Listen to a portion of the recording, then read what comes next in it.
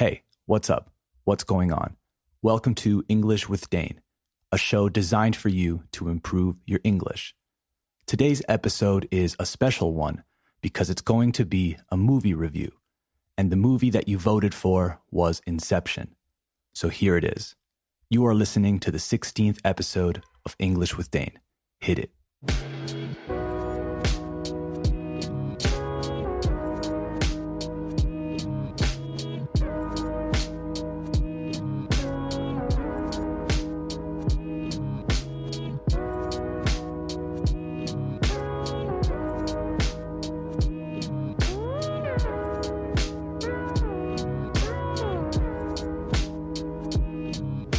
Okay, before we start, this episode was supposed to come out on Saturday, but I had some technical problems and wasn't able to finish it up. So it's late. I know, not cool. But everything is back to normal now. So thank you for your patience. Thank you for waiting. Okay, Inception. So I watched it. Well, I rewatched it because I had seen it before.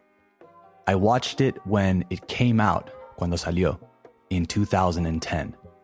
I was in Atlanta, Georgia, watching it with my brother and my parents. We watched it in one of these movie theaters en los cuales, you can order food while watching the movie. I ordered a pizza and watched Inception. It was great. Except for the end, though. During the last 10 minutes of the movie, they came by to charge you, para cobrarte, and it kind of disrupted the end of the movie, but whatever, it was great. Anyway, I remember really enjoying the movie. I left the theater extremely satisfied with the experience. I remember understanding it, or at least thinking I understood it. You know when you watch a movie again and you notice, te das cuenta, of all of these things that you hadn't seen the first time? Well, that happened. It's strange watching movies more than once, I think. It's strange because you appreciate it more in a way, but then it's also missing something. Le falta algo. I assume that it's because you already know how it ends, so it's not as exciting, it's not as intriguing. I guess it depends on the movie, though. I can't watch action movies more than once, for example. In fact, lately, I can't watch action movies at all, para nada. I used to watch the occasional action movie, but nowadays, hoy en día, it has to be a different type of action movie for me to want to watch it. Speaking of action, though, Inception has a lot of action. More than I remembered, actually. I think it contains enough action scenes to call it an action movie. But I wouldn't classify Inception as an action movie, really. I would call it, I think, a psychological thriller. But wait, I don't want to get into that just yet. Let me give you a little bit of context. So Inception came out in July of 2010.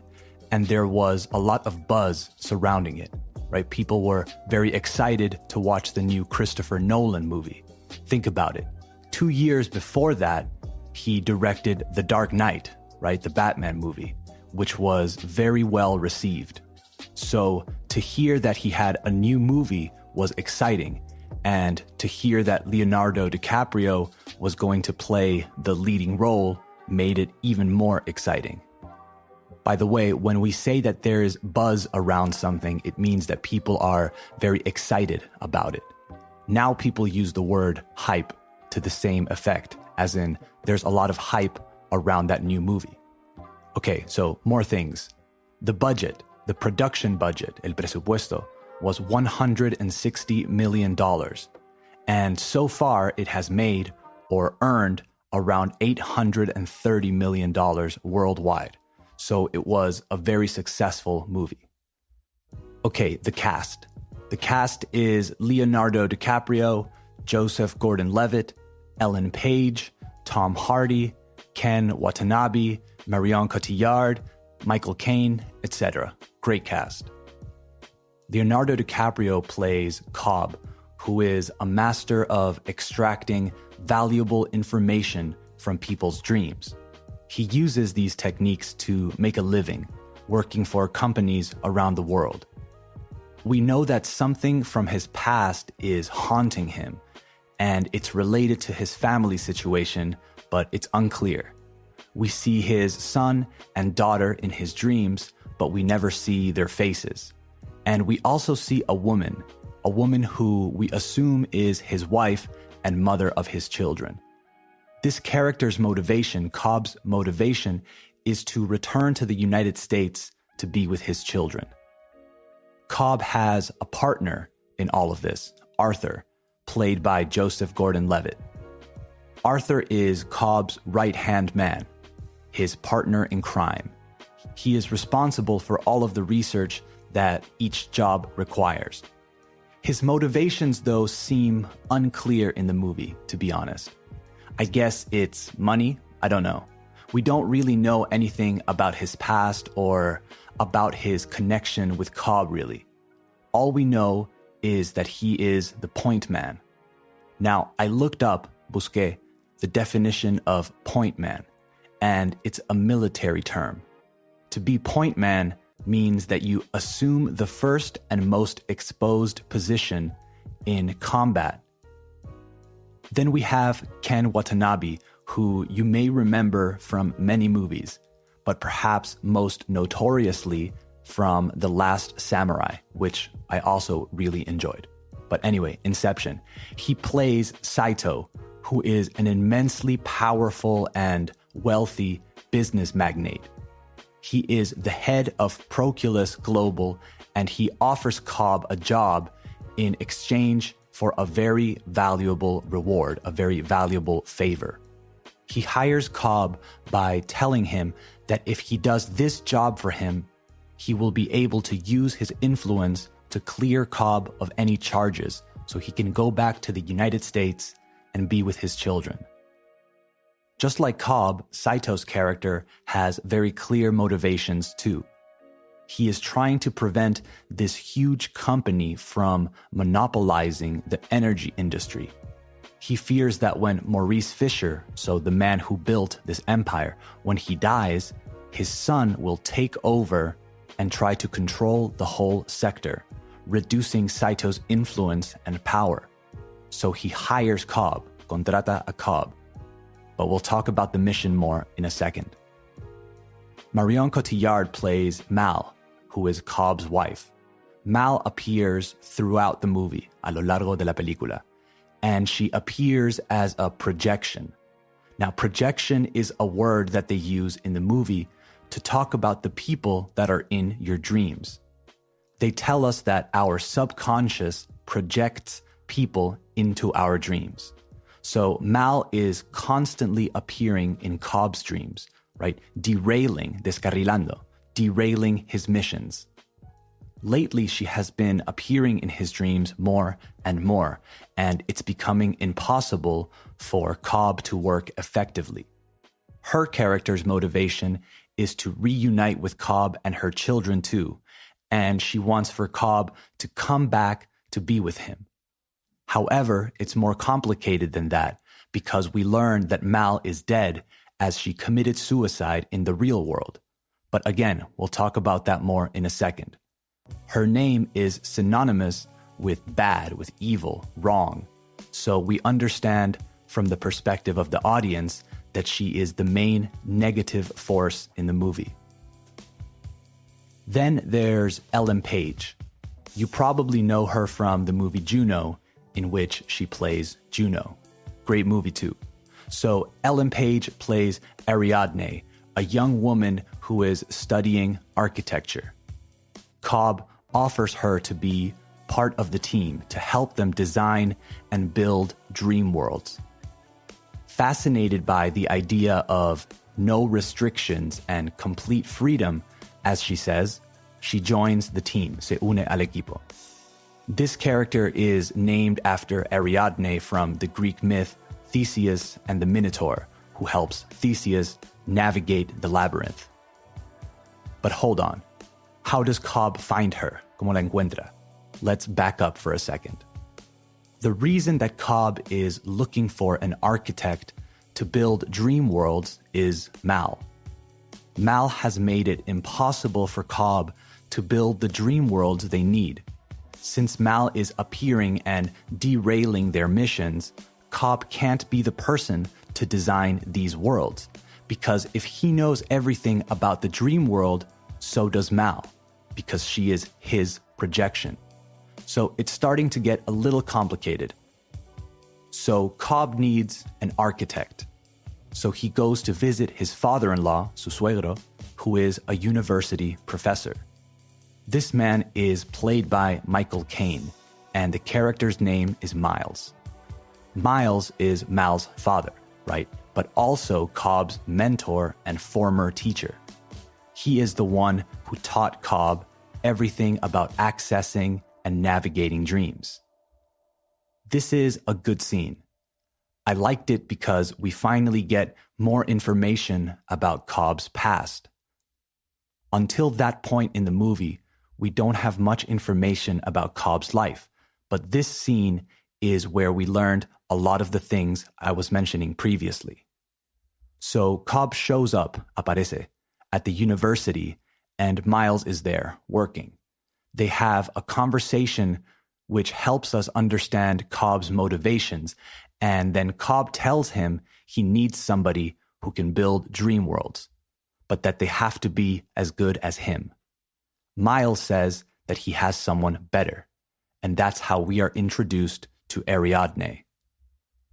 Ariadne's character is actually really, really important to us, the audience, because through her, a través de ella, is how we really find out, how we discover more about the rules of these dream worlds. Cobb and Arthur explain everything about how they work, and it's the first time that the audience is hearing this explanation. Until this moment, we had a lot of questions, and I think that's a great way of doing this. Not explaining it to the audience right away, and just letting us try to figure out or decipher what's happening, and then give us the information later. So it's through Ariadne that Cobb finally admits that his situation with Mal appearing in his dreams is out of control. And it's also through Ariadne that we learned what happened with Mal. But before that, we need to talk about the name of the movie, Inception. So during the movie, they talk about a different word. They talk about extraction, taking an idea from someone while they dream, mientras sueñan, creating a dream world around someone so that they populate it with their secrets. This is what Cobb and Arthur do. However, this movie is not called Extraction, right? It's called Inception. So Inception is the idea that an idea can be planted in the mind of another person so deeply, tan profundamente, that they believe they came up with the idea, that it occurred to them. And it is something that comes up, que surge, in the movie a few times, but people say it's impossible. And this is where everything becomes clear. Back to Ariadne. As I said, the audience, we learn things about what is happening through the Ariadne character. Like in the Greek myth, she is helping not only Cobb through the maze or through the labyrinth, but she's helping us too. She's helping us understand this crazy movie. At one point, Cobb explains to her that he knows Inception is real and it's possible because he has done it before. And this is where we learn about what really happened with him and Mal. Apparently, Mal and Cobb went too deep into a dream and went to limbo, which is like a super deep dream that's not a good place to be. Eventually, Mal stopped believing it was a dream. She believed it was the real world. Cobb, however, wanted to return to reality. So with Inception, he planted the idea in Mal's mind that their world wasn't real, so they ended their lives and came back to reality. However, sin embargo, because of that idea that Cobb planted in her mind, she continued to believe that her reality wasn't in fact real. Because Mal still thought it was a dream, she jumped off a building and died. And Cobb never forgave himself. Nunca se perdonó. And he feels extremely guilty. There's also Tom Hardy's character, Ames, but he isn't as important as the rest. He does a little bit of everything, but is not crucial to the story. And there's also another guy, Yusuf, who provides the sedatives for them to be asleep for a long time. So Cobb puts together his team and prepares for the mission. Their mission is to enter into the dreams of Robert Fisher, son of Maurice Fisher and heir to the Fisher fortune. Heir means heredero, spelled H-E-I-R. The plan is to introduce an idea into Robert Fisher's mind to break up the company. However, it's not that simple. We learn that planting an idea must happen, debe ocurrir, at different levels of dreaming. 3 levels to be precise. So a dream within a dream within a dream. They must attack different ideas in each level because in order to convince Robert Fisher to break up his company, they'd need to go to the deepest area of who Robert Fisher is. And that starts with his relationship to his father. So in the first dream, they kidnap, secuestran, Robert Fisher and use his uncle to plant new ideas about his father into his head. In this dream, they make Robert think that his uncle is a terrible person. They want him to stop listening to his uncle's advice in real life. Then in the next dream, they make him open a safe, una caja fuerte, in his mind. And then finally, in the third level of the dream, they trick Fisher to help them break into his own mind. To break into means to enter by force. So now that Fisher has the first 2 levels of ideas in his head, the last one involves his father. He has always felt that his father was disappointed in him. But in this dream, they are going to use that to challenge Fisher to dissolve the company and build his own. This last dream is the one that takes place, que ocurre, in the snow. And they have to break into a giant fort or fortress in the middle of the mountains. Now, I really enjoyed this part, and I think one of the reasons is that it made me feel like I was watching a James Bond movie. There's something about chases, persecuciones, in the snow that makes me think of James Bond. Anyway, during the mission, in the first level of the dream, Saito gets shot, right? Le disparan. And he starts to slowly get worse and worse. Eventually, he dies in the fort, in the third level of the dream, which means he's going to limbo. Again, not a good place to be. Limbo is where the movie actually starts, by the way. The scene where Cobb is on the beach at the beginning of the movie, that's Limbo. It's one of those movies that starts in a super confusing place and then ends in that same confusing place, but now you have the context you need. But back to the snow and the fortress, the third level of the dream. So Fisher dies during the mission. Mal appears and shoots him, and then Cobb shoots Mal, or his projection of Mal. With Fisher almost dead, Cobb believes that the mission is over. He believes that they failed. But Ariadne to the rescue. She suggests that they go to Limbo to get Fisher back, right, to bring him back. Cobb warns her, le advierte, that Mal is going to be there, but it's the only option. So Ariadne and Cobb go to Limbo, and after a very emotional scene, Cobb promises Mal that he will stay with her in Limbo if she lets them have Fisher, if she gives them Fisher. Mal agrees, and Ariadne and Fisher jump back to reality with the kick. Very quickly, a kick is what they use to quickly get out of a dream and come back to reality. It is something physical in the real world that makes your body react, waking you up, like falling off a chair, a car falling into the water, etc. So they escape and Cobb stays behind in limbo. Not because he promised Mal, though. He knows he can't stay in limbo with Mal because she's not real. And instead, he stays in limbo to find Saito and bring him back. Now, this is when the movie does a full circle. At the beginning of the movie, we see Cobb washing up on a beach and finding a very old version of Saito. The Saito that has been in limbo for decades, or centuries even, because he says he doesn't know how long he has been there. Now that it's the end of the movie, we understand. So Cobb goes back to save Saito and bring him back to reality. Reality, by the way, is the airplane. If you remember, they were on a flight from Sydney to Los Angeles. Cobb finally brings back Saito and they wake up on the plane. It's actually a very powerful moment, a very emotional moment.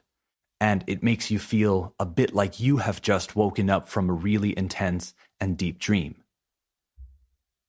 In general, the movie does that very well. The whole time you're watching it, you are questioning reality. You are trying to solve the puzzle. You are trying to understand the timeline of the movie.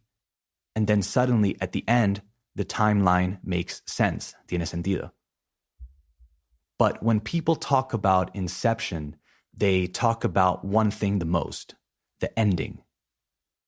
Throughout the movie, we see Cobb use his totem, this little spinning top, trombo, that he carries with him.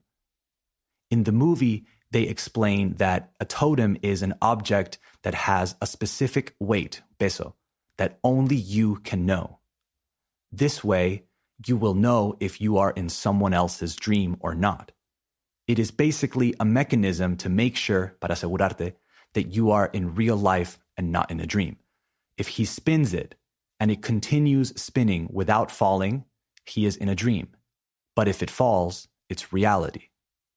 At the end of the movie, when he finally reunites with his kids and we finally see his kids' faces and we assume that he is back to reality and everything is okay, we are left with the image of Cobb's totem spinning on the table. And before we can see what happens, the movie finishes, leaving us with the doubt, is he dreaming or not? Now, I thought this movie was fantastic, and it's really original. Other movies have explored the concept of dreams and dreams within dreams, but not like this one. This one really grabs you from the beginning, and it keeps you interested the whole way. I also liked the action scenes, the fighting and the chasing, las persecuciones. And I think the reason I enjoyed them is because I cared about who was getting chased. I cared about who was fighting. I knew the characters' motivations and I empathized. I put myself in their shoes. And this is an example of good action in movies. Visually, this movie is also really entertaining. Not only was the plot good, la trama, the plot, but it was fun to watch. The fighting scenes in Zero Gravity were great. The part where Ariadne is creating worlds was very impressive. The part where she folds the city, dobla la ciudad, has become iconic, I think. When people think of Inception, they always remember that scene. What I liked about this movie, too, is that it's about grief and guilt, sadness and pain, right? It's not about saving the world or anything like that. Even though they have a mission, right, to prevent the monopolization of the energy sector, the movie itself is really about processing grief and pain and living with guilt, I think. It's a very introspective movie for what it is. And I think good movies make you think after you watch them. You don't say, oh, okay, it's over, time to go home. You keep thinking about it and talking to people about what you think, and you want to share your interpretation. And I think this movie definitely does that. I read that it took Christopher Nolan 10 years to finish the screenplay, el guión. So not only did he direct it, he also wrote it. And the fact that it took 10 years to write it, I think is apparent in the movie. By the way, this movie received an 8.8 out of 10 on IMDb and a 91% approval rating from fans on Rotten Tomatoes. Okay, that's the show for today. Let me know if you agree with the analysis or if you disagree. I'm sure I missed a lot of things because there really is a lot to process with this movie. So write to me if there's anything important that you feel I left out. English with Dane will be back on Wednesday, 22nd of May. And again, thank you for your patience with this episode. If you want me to do more movie reviews more frequently, let me know. Remember to support the show by sharing it with friends or anyone who you think would enjoy it. And if you're listening on Apple Podcasts, leave a 5-star review. Okay, talk soon. Bye-bye.